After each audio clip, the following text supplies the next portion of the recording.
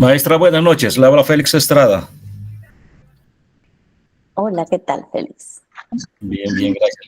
Un gusto conocerlo de forma virtual. Maestra, una consulta. ¿El desarrollo del conocimiento de la tetraléctica, usted cree que nos ayude a entrar al nivel moderno desde nuestra economía comunitaria? La verdad que no entiendo su pregunta.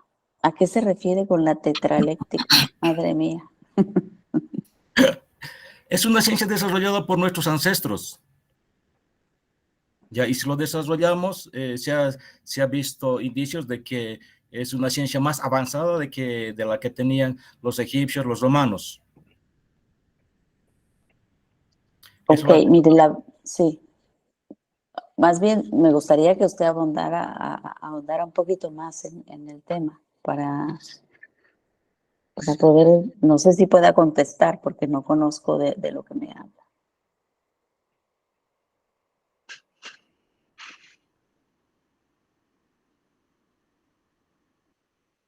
Si pudiera un poquito profundizar su pregunta.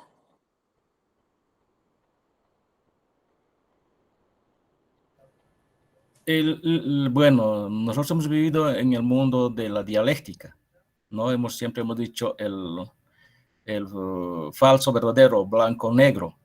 Entonces, no hemos buscado otras alternativas, Ujú. ¿no? Entonces, la tetraléctica nos da otras alternativas. Y esas alternativas se acomodan no solamente a las matemáticas, sino a la parte social también, ¿no? Por ejemplo, cuando uno saca su carnet de identidad, nos dice que somos hombres o mujeres, ¿no? Eso es desde la óptica de la dialéctica. Y si vamos desde la óptica de la tetraléctica, entonces hay mujeres que parecen ser hombres y hombres que parecen ser mujeres. A eso se refiere la tetraléctica. No sé si me he dejado entender. Y eso se aplica, por ejemplo, para dar solución, por ejemplo, los problemas que había en el hombre que calculaba, ¿no? De Malbatajá. Hay problemas que no se podían resolver, pero mediante la tetraléctica hay ejercicios que se resuelven con mucha facilidad. Y así, en muchos casos aplicables a la vida real. Y, por ejemplo, han descubierto, ¿no? De que el cero es, pues, un número de los incas, no es de los romanos ni de los egipcios. Entonces, la matemática se está desarrollando, pero una matemática, pero bastante avanzada, ¿no? Entonces, hay unos libros que están acá circulando en Cochabamba. Es de Arce, este autor Arce es un geólogo, es un ingeniero geólogo, parece, hidráulico, apellida Arce, ¿no? Entonces, tiene uno de sus libros que es la tesis de Tarata. Y ahí habla bastante de esto. Después hay este otro libro que escribió con más de 800 páginas, ¿no? La tesis de Tarata también, ¿no? Así, maestra, a ver si le revisa el texto de Arce. Me Gracias. interesa mucho, muchas gracias. Muchas gracias. Pues sí, hay que seguir trabajando y como que establecer justamente esos diálogos para ver de qué manera podemos pensar digamos, desde las cosmovisiones de nuestros pueblos, porque efectivamente tenían modos de vida mucho más afines a la reproducción de la vida. O sea, eran culturas que, que estaban centradas, ¿no?, en la reproducción de la vida. Entonces, desde un punto de vista, digamos, de la racionalidad, por eso decimos, son más racionales. La razón que prima ahora es la racionalidad instrumental de la modernidad. Pero con esa racionalidad puedes producir medicina, pero también puedes construir una bomba atómica o puedes producir un virus que produzca una pandemia. Entonces, es decir, es una racionalidad que no tiene ética, que no tiene compromiso, que no tiene, sí, que no tiene criterios. Es una racionalidad, por eso decía Hinkelhammer, irracional, porque puede, o sea, puede cortar la rama sobre la que está parada y llegar al suicidio. Entonces es una racionalidad que se puede autoeliminar. Eso no puede ser racional. Entonces, claro, tenemos que entonces repensar la racionalidad desde otros lugares. Y la vida es lo que estamos trabajando justamente a partir de la obra de Juan José Bautista. Es un lugar desde donde sí podemos comprometernos eh, con el sostenimiento de la vida. Y eso es lo que hay que ahora desarrollar. Entonces sí, hay que hacer mucho trabajo metodológico, epistemológico y por supuesto entrarle al tema de la dialéctica, que es un tema complejo y que muchas veces, digamos, nos podemos quedar atrapados ahí, pero por eso es necesario como tener claro hacia dónde vamos caminando. Pero sí, yo creo que revisar toda esa bibliografía otra que está anclada en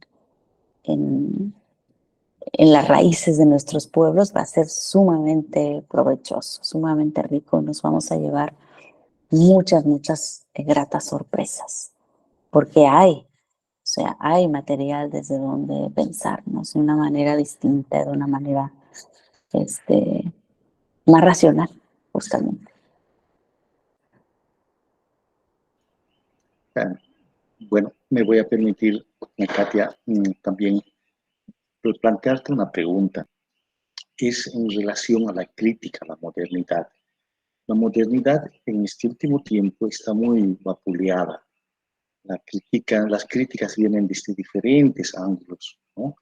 Se habla, por ejemplo, de la modernidad líquida, la modernidad inconclusa, ¿no? La posmodernidad, o sea, la modernidad ha sido criticada en las últimas décadas del siglo pasado y también lo está haciendo ahora, ¿no? Desde nuestra perspectiva, desde el sur, desde los pueblos indígenas, ¿cómo tendría que plantearse una crítica a la modernidad? Como un puente para pasar, digamos, a lo que nosotros pensamos o nosotros soñamos, ese horizonte de vivir bien. Es una pregunta muy bonita y déjame ver si lo tengo aquí a la mano. Me gustaría leerles algo. Espérenme. A ver si lo encuentro aquí. Porque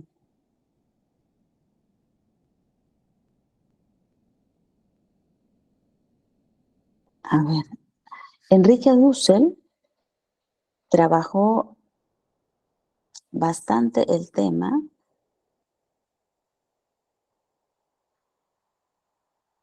de la transmodernidad. Aquí está, miren, les voy a leer una cita.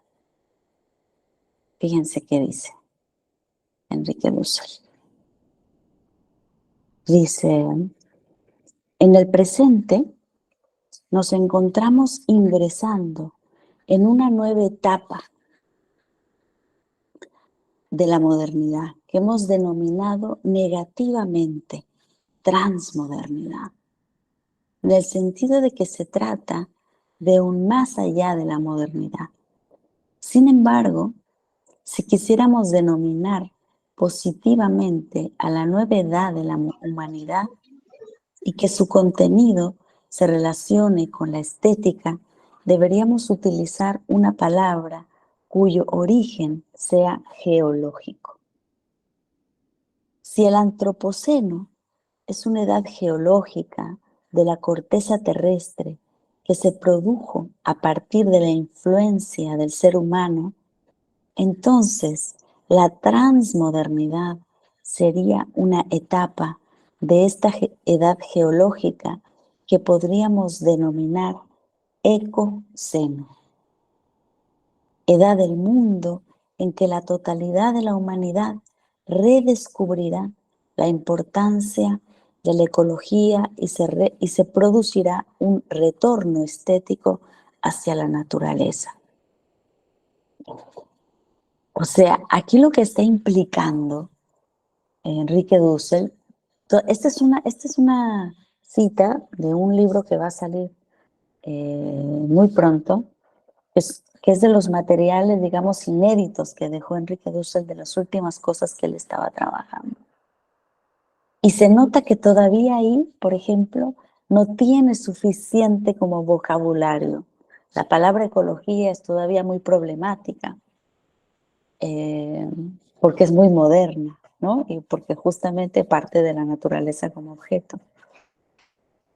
Pero él está como acariciando el tema de que el ser humano tiene que comprenderse no frente a la naturaleza, sino que tiene que comprenderse como Pachamama. Es decir, tenemos que vernos a nosotros mismos, o sea, en ese crecimiento del ser humano, de toma de conciencia, tenemos que asumir el papel que nos toca.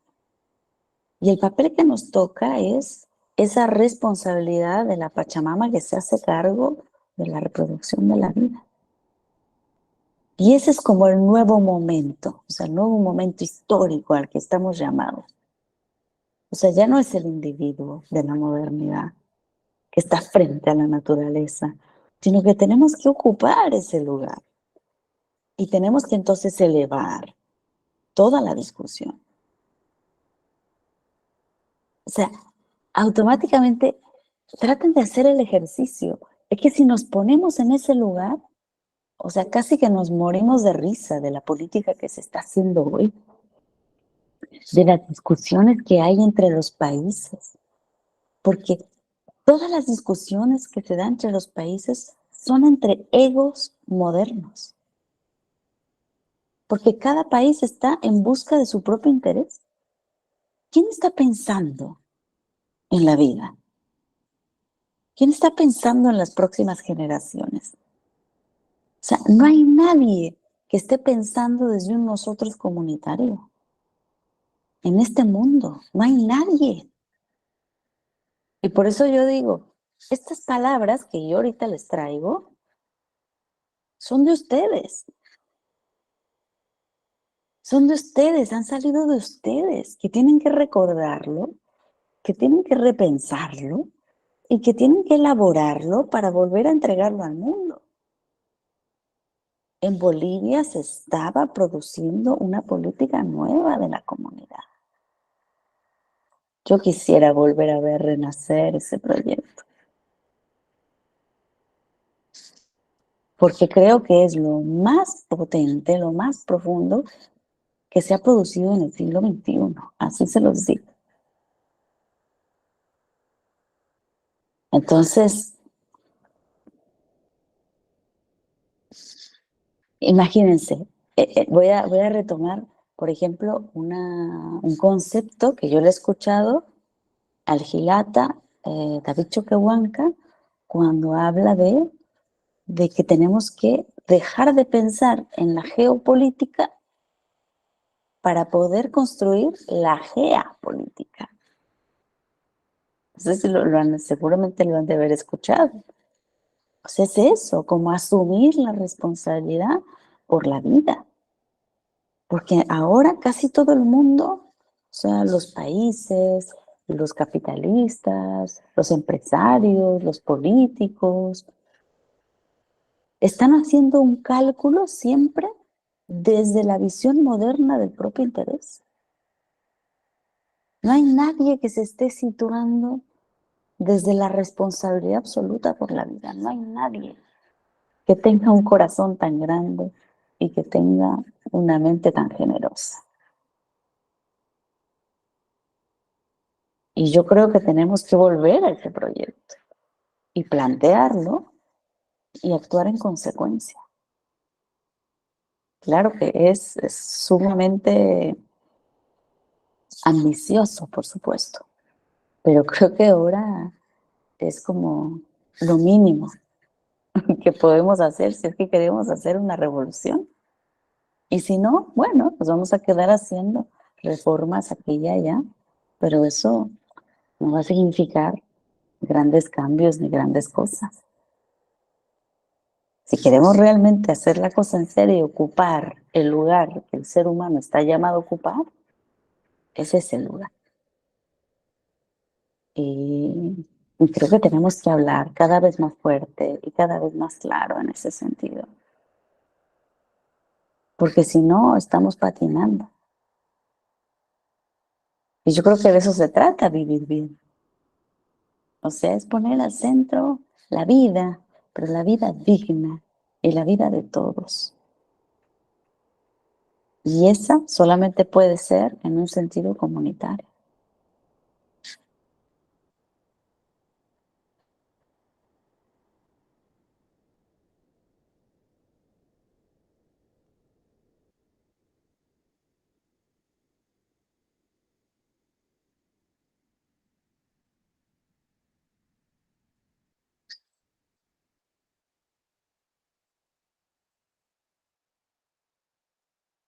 No sé cómo es aquí la cuestión del...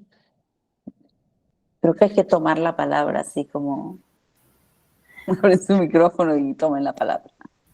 Buenas noches, hermana Katia. Buenas noches. A ver, estoy habilitando ahí la cámara.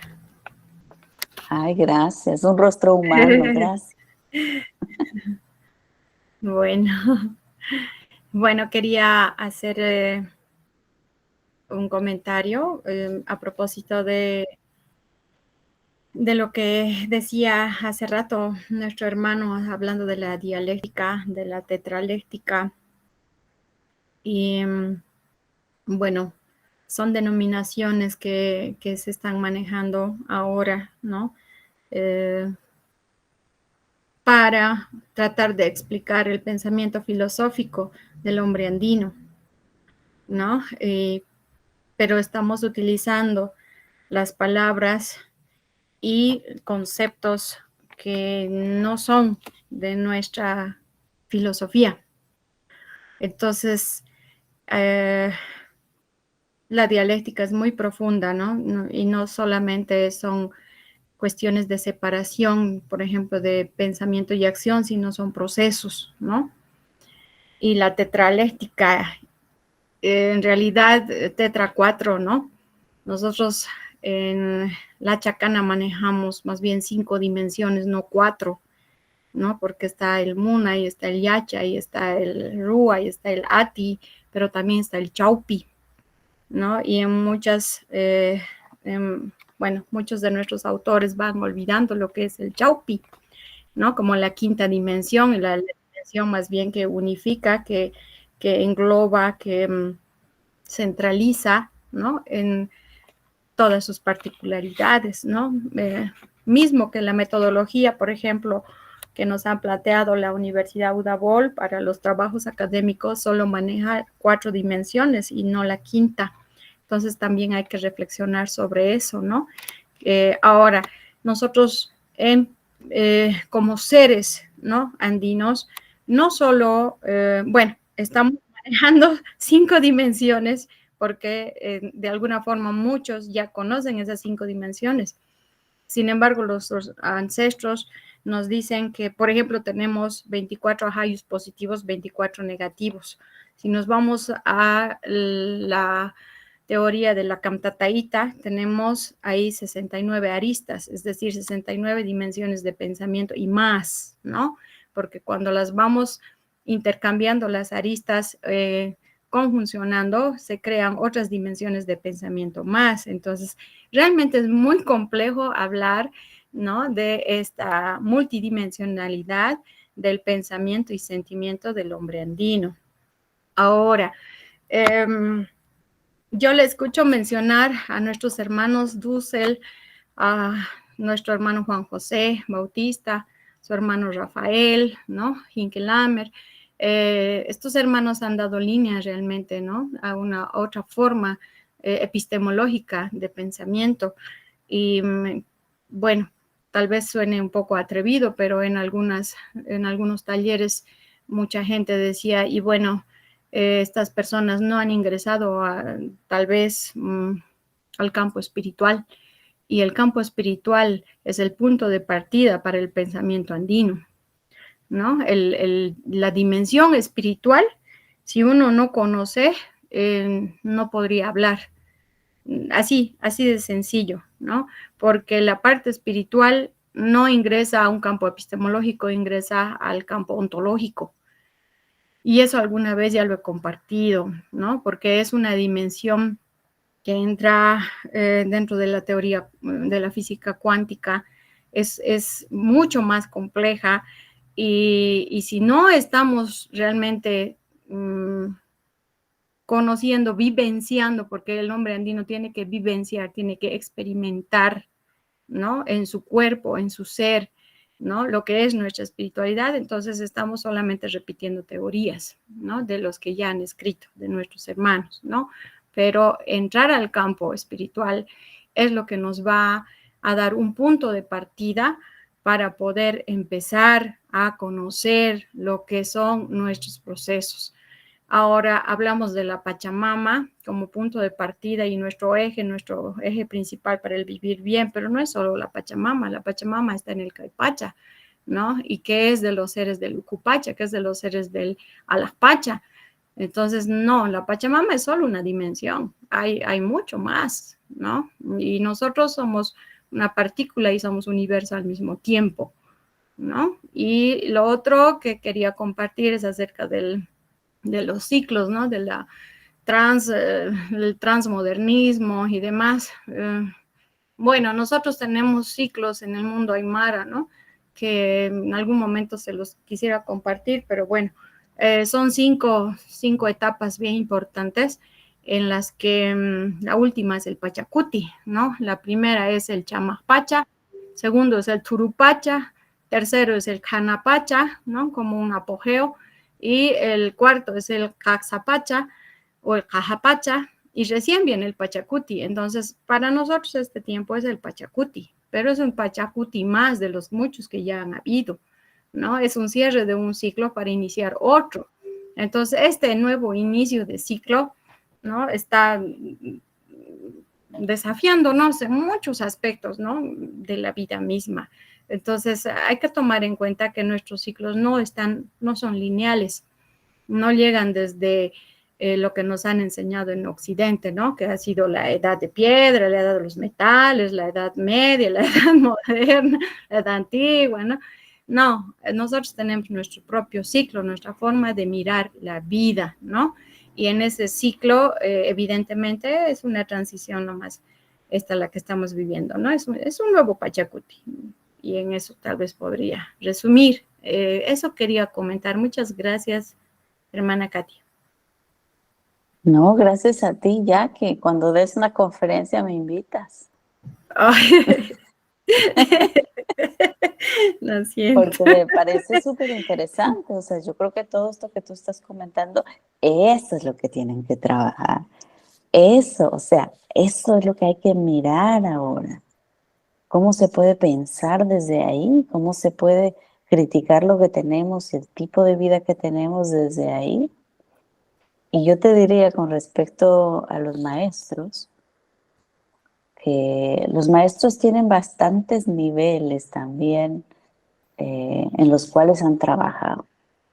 Y justamente son maestros por eso, porque tienen un trabajo espiritual bien fuerte y bien profundo, pero no se les conoce mucho. Y hay también una razón de que no se conozca como el trabajo espiritual que ellos hacían. Y es que esta época moderna en la cual estamos tiene una nota fundamental, que es la secularización, que es un gran problema. O sea, en general,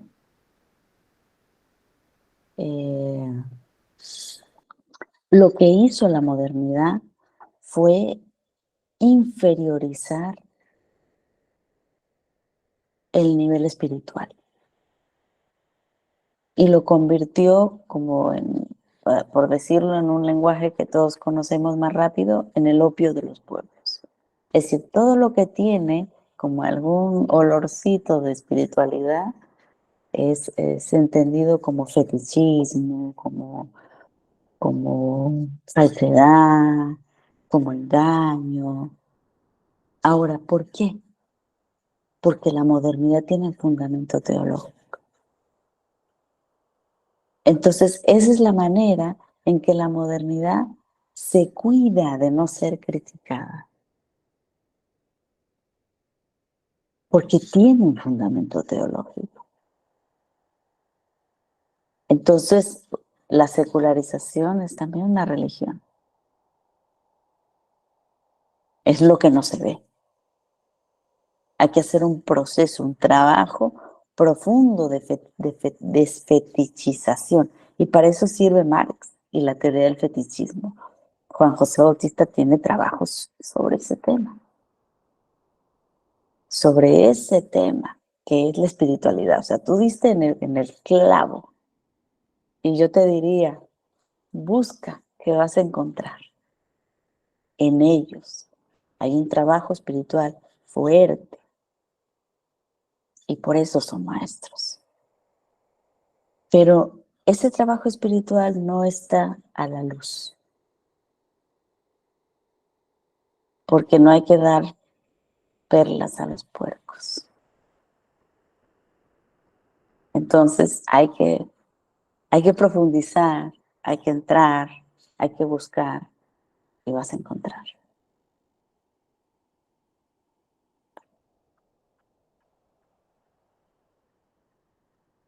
Ha solicitado la palabra también Luis Ángel.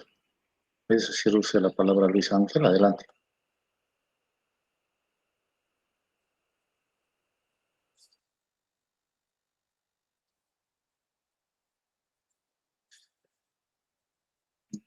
Bueno, creo que ya no es actual.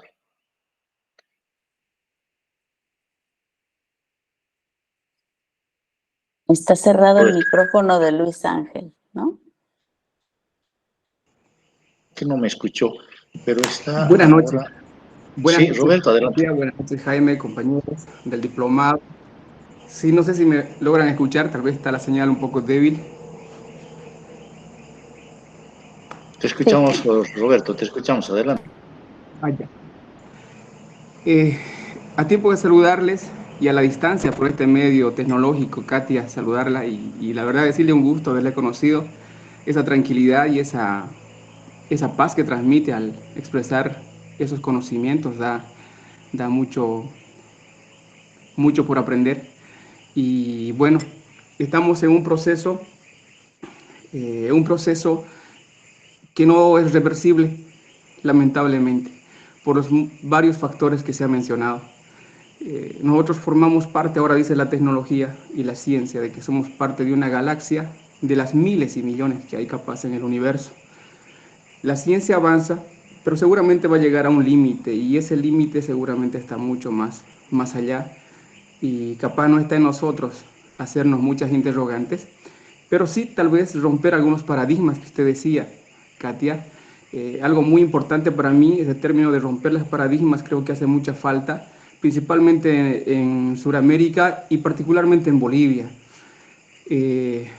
Nuestra cultura originaria, campesina, acá en Bolivia, por decirle, tiene muchos valores y principios como el amaqueya, mayuya, amazúa, que en castellano significa no mentirás, no robarás, no serás flojo, pero que lamentablemente no se cumple debido a las transformaciones en este proceso de cambio que se ha tenido y que es reflejo de la culturización y la falta de valorización de justamente estos principios, que no los hemos ido practicando capaz y que esto se repercute y se va transmitiendo de generación en generación y es muy peligroso, a tal punto de que robarle al Estado robarle a la sociedad, robarlos las arcas públicas, aparentemente fuesen un orgullo y lo ocultan de una manera muy inteligente y lo ocultan de una manera muy discrecional. Y la política está metida en este tema, Katia, y no solo, seguramente en México y también en Bolivia hay demasiada corrupción desde las unidades educativas, a través de sus consejos y toda instancia que maneja dinero, lamentablemente entra a un sistema de corrupción y este proceso no está haciendo eco en esta parte delicada que afecta no solamente la espiritualidad de los bolivianos y las bolivianas, sino también la economía. Y el proceso económico comunitario que tenían nuestros abuelos, que tenían nuestros antepasados, ha dejado de alguna manera algunos índices y algunas señales de cómo poder vivir bien, de cómo poder vivir en plenitud y por sobre todo de cómo poder ser autosustentables y autosuficientes. Y procurar ser menos importadores de lo ajeno y procurar valorar lo nuestro, lo que producimos, lo que trabajamos, lo que compartimos y lo que hacemos. Katia, mi pregunta es la siguiente. Desde los altos estudios que usted tiene, que son postdoctorados inclusive, ¿cómo nos podría, a nosotros, en la sociedad boliviana, cómo podríamos llegar a alcanzar de alguna manera una vida más digna? Gracias, Katia. Ya, bonito. Muchas gracias, doctora. A ver, Te vas el a fijar, si micrófono no de mañana me Rosemary. preguntas. Rosemary, ¿puedes cerrar tu micrófono, por favor? Gracias. Ahí está.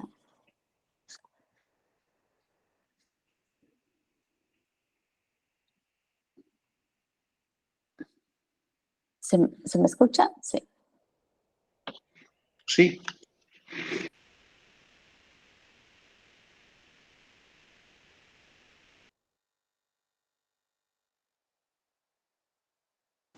Ahí está. Bueno, pues has hecho la pregunta de las preguntas. Yo creo que esa es la pregunta que se ha hecho toda la humanidad desde el principio de los tiempos. ¿Cómo podemos hacer para tener una vida más digna? Y miren tengo aquí esta cita que yo siempre leo y que me encanta leerla porque es de una profundidad increíble. En realidad no es una cita, es algo que una vez dijo Dussel en una conferencia y que yo lo grabé y lo agarré al vuelo y me parece maravillosa, se las voy a leer. Dice así: no se lucha para reformar la sociedad política y para tener un sistema económico más justo, para poder tener medios para que la gente coma, tenga educación y se desarrolle. Pero, ¿para qué todo eso? Al fin, para estar juntos y para vivir la felicidad de estar juntos, bien comidos, bien desarrollados, felices. El de estar juntos es el bien supremo de todo lo que se está buscando. ¿Cómo se llama eso? La fiesta. La fiesta es el fin de la historia, pero la fiesta de la alegría en la justicia, como el pleno cumplimiento de todas las necesidades humanas. Todas. Esta es una cita maravillosa y que nos recuerda justamente el sentido de la vida. O sea, ¿para qué hacemos política, economía, pedagogía? O sea, es para construir lo que acaba de decir el compañero, o sea, una vida digna, una vida feliz, una vida en la que podamos gozar el estar juntos. Y eso significa también justicia. o sea, una vida en la justicia. Entonces, bueno, me haces la pregunta más importante que puede hacer un ser humano. Y yo te diría, en este momento, en este siglo XXI, lo que nos toca es hacer un proceso de descolonización de la vida moderna, porque nos han colonizado. O sea, nos han colonizado no solamente ocupando nuestros espacios, nuestros territorios, nuestra casa, sino ocupando nuestra mente, ocupando nuestro corazón, ocupando todo lo que somos, nuestra belleza, nuestro sentido de la vida. Entonces tenemos que llevar procesos de descolonización y para eso necesitamos formación política, pero formación política descolonial. Entonces esto significa reaprender lo que les decía hace un rato de cómo hacer política desde la comunidad, pero que sea coherente, o sea, que no vayamos a hacer política de egos modernos prometiendo que vamos a hacer la revolución. Pues entonces estamos en una contradicción performativa. O sea, por una parte decimos que estamos haciendo el cambio y por la otra, en realidad estamos repitiendo la misma cosa. Y ese es el gran problema. O sea, cuando llegamos a las instituciones del poder prometiendo hacer las cosas distinto, no nos hemos ocupado de ser distintos nosotros. Y por eso terminamos reproduciendo la misma política de siempre. Entonces, yo diría procesos de descolonización. Es lo más importante que tenemos que hacer este siglo XXI. Y eso vale para todo el mundo, porque la globalización de la modernidad se logró. Eso es lo que se globalizó. O sea, toda la educación que se tiene en el mundo está, pero atravesada por la modernidad. Toda la política, los organismos internacionales. Tenemos, por ejemplo, a ver, imagínense, tenemos el BRICS, en donde hay países que representan civilizaciones como tal. O sea, está China, o sea, hay, ¿saben? Culturas que han desarrollado formas de vida completas, pero están llevando a cabo políticas sobre el tablero de la modernidad, con las reglas de la modernidad. O sea, ¿cuál multilateralismo? ¿Cuál el eje de la vida en el mundo es la modernidad? Entonces, yo creo que eso es ahorita como la urgencia. Ese es el centro, tendría que ser el centro de todas nuestras preocupaciones. Descolonizarnos, tenemos que descolonizarnos hasta la lengua, o sea, hasta el gusto, porque la modernidad tiene su gusto y nos ha enseñado a comer. O sea, yo les diría, vayan y pónganse a pensar qué se come hoy en Bolivia y trabájese eso.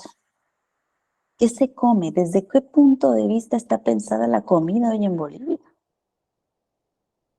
¿De dónde viene el pollo a la bróster? Que es tan popular, ¿no? Las hamburguesas ahí en la calle que son tan deliciosas, pero está, o sea, todo atravesado por la modernidad. El criterio es lo rico, es lo sabroso, el criterio no es la vida. Tenemos que repensar todo. Y yo creo que en Bolivia se han hecho cosas muy importantes. El trabajo, por ejemplo, que se ha hecho desde la Dirección de Medicina Tradicional, por ejemplo, me parece, o sea, eso es innovador en todos. O sea, ¿saben? En México están siguiendo sus pasos. Y ya tenemos, ¿no? O sea, se está incorporando la medicina tradicional, la partería, se está incorporando, pero tenemos que hacer un trabajo mucho más profundo. Entonces, yo diría que esa es la urgencia, descolonizar la vida, o sea, con todo lo que eso implicaría, que podríamos estar seminarios, y yo creo que hay que hacerlos, seminarios sobre descolonización de la política, de la economía, de la pedagogía, o sea, de todas las áreas de la vida. En fin.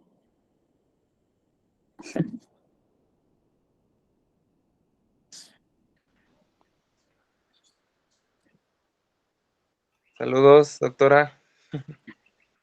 Hola, querido Luis, tantos ¿Qué años sin tal? verte. Sí, pues tuve la oportunidad de ingresar aquí con ustedes. Ya escuché un par de cosas muy interesantes y pues creo que usted sabe que me gusta participar y pues quiero aportar un poco. Eh, Respecto a todo lo que dijo usted y los demás compañeros de aquí de esta reunión, pues yo estuve en Sonora hace mes y medio. Estuve allá con unos agricultores, fui a una feria de un chile que se llama el chiltepín. Es un chile rojo, es una bolita chiquita, para los que no la conozcan. Y pues fui por allá a pasarla muy bien con unos agricultores de allá, gente de por allá de Sonora, del norte de México. Y en una reunión ya más en privado, fuera de la feria, estando ya más en privado con ellos, comentaba uno, el líder, pues, el de ahí el que organizó toda la feria, comentaba que este año no llovió.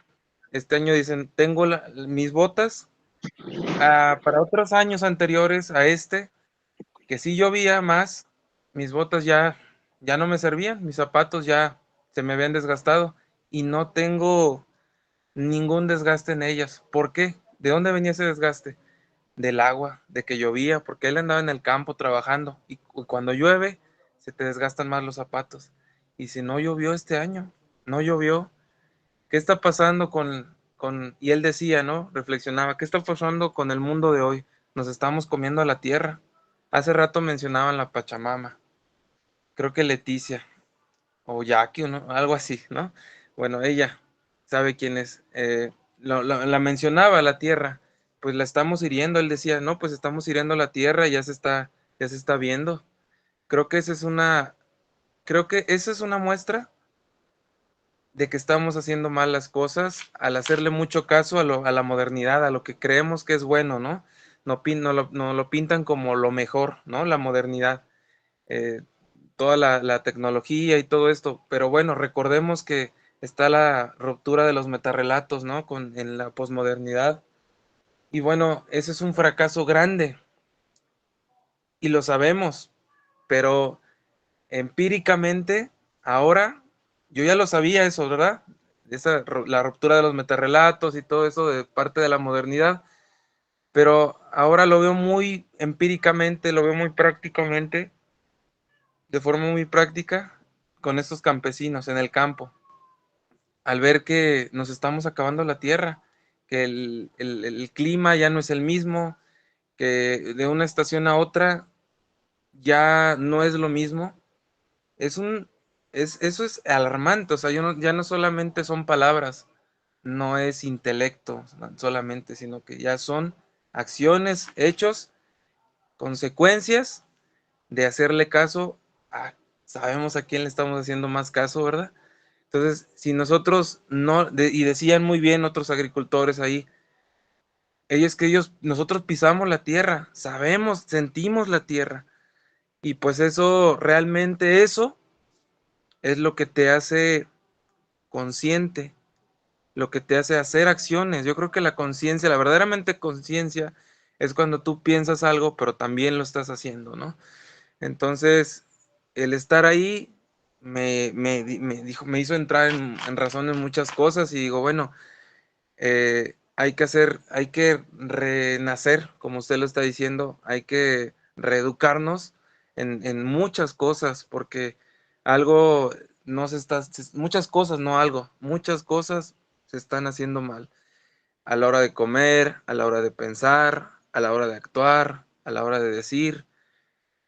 Nos hacemos cada vez más inhumanos, ¿no? Entonces son muchas cosas que nos está heredando un pensamiento, pues sí, narcisista, ¿no? Un pensamiento solipsista, como lo veíamos hace un tiempo con Descartes, usted y yo.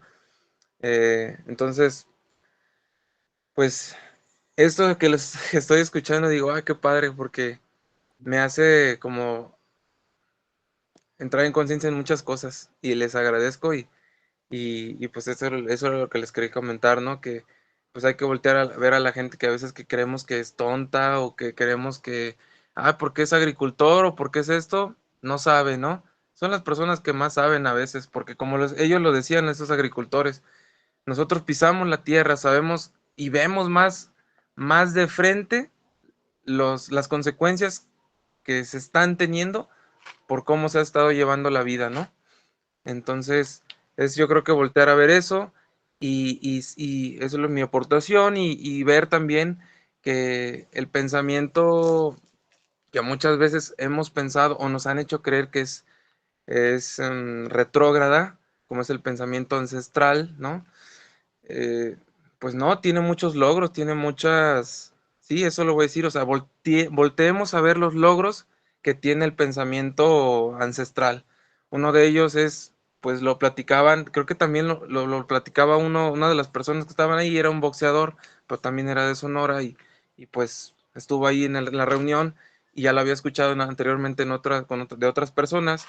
No sé si conozcan a Pachita, le llaman.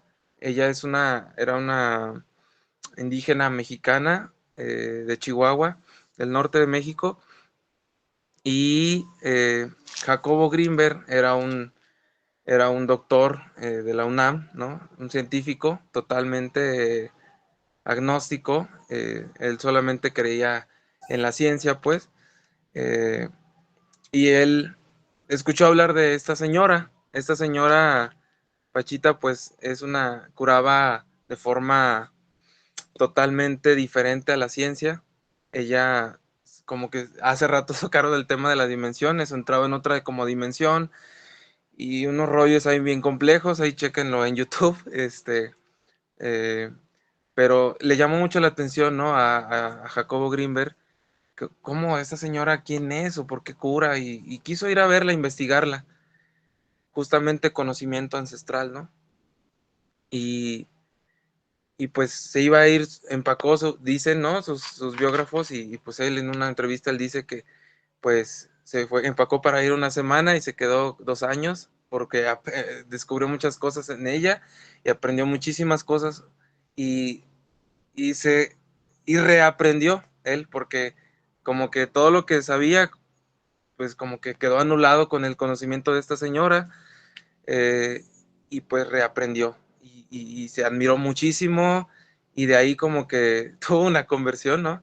Y empezó a valorar un conocimiento que él veía como absurdo, ¿no? Entonces, tiene logros, realmente tiene logros el pensamiento central, muchísimos, y pues hay que voltear a ver esos logros, y creo que esos logros nos van a dar como más seguridad y levantar la cara, ¿no? A defender lo ancestral, o lo que nosotros nos han hecho creer, pues, que es malo, ¿no? O que es retrógrada. Eso sería lo que yo quería comentar. Muchas gracias. Muchas gracias, Luis. Y bueno, tiene muchísimo valor lo que dices, porque efectivamente parte del discurso de la modernidad ha sido demeritar todos los conocimientos que no son modernos. Entonces, ciencia es solo la moderna, y todo lo demás se tienen como un nivel jerárquico de conocimiento menor. Pero hay que pensar, yo recuerdo conversando con Juan José Bautista, él me dijo una vez, me dice, si te das cuenta, la modernidad produce una ciencia cósica, o sea, produce instrumentos qué sé yo, instrumentos, por ejemplo, para hacer operaciones quirúrgicas, ¿no? Y dice, pero ¿cómo curaban nuestros pueblos originarios, ¿no? O sea, era un trabajo espiritual, o sea, era un trabajo interno.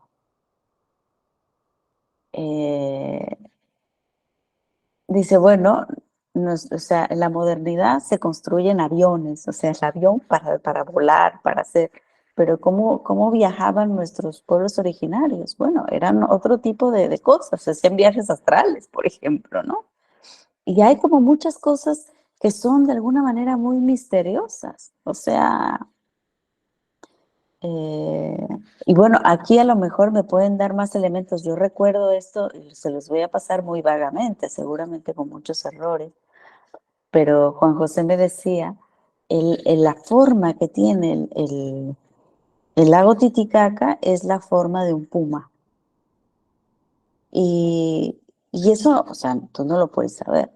O sea, estando parado en el lago Titicaca, tú no puedes saber qué forma tiene el lago Titicaca, porque es inmenso. O sea, no ves la otra orilla, o sea, tú te metes ahí y es como un mar. Y en lengua originaria, yo no sé si en quechua o en aymara, ¿no? Me van a disculpar mi ignorancia, pero hay un nombre que él me decía que era de puma. Entonces, ¿cómo podían saber los pueblos originarios que eso era un puma, no? O sea, son como esas cosas que uno lo dejan pensando en que no es que no hubiera ciencia y tecnología, había ciencia y tecnología, pero era una ciencia y tecnología que era profundamente espiritual y que significaba un movimiento de la subjetividad. Ahora tenemos movimiento de la objetividad, ¿no? Y ahora nos duele la cabeza y nos tomamos una pastilla para el dolor de cabeza. Antes te dolía la cabeza y hacías un trabajo para ver por qué te duele la cabeza. O sea, es un médico que tiene un conocimiento ancestral, te pregunta primero, bueno, ¿y qué tienes? ¿Y cómo está? ¿Cómo está tu corazón? Porque de ahora se sabe, o sea, incluso la ciencia moderna está viendo todas las limitaciones de haber dividido la realidad en pedazos, cuando en realidad somos una integralidad. Tú no puedes entender una enfermedad simplemente haciendo una recopilación de síntomas. Tienes que ver al ser humano en su integralidad, en su emocionalidad, en sus pensamientos, o sea, para poder reconstruir cuál es la vibración que tiene y cómo es que se le está manifestando la enfermedad.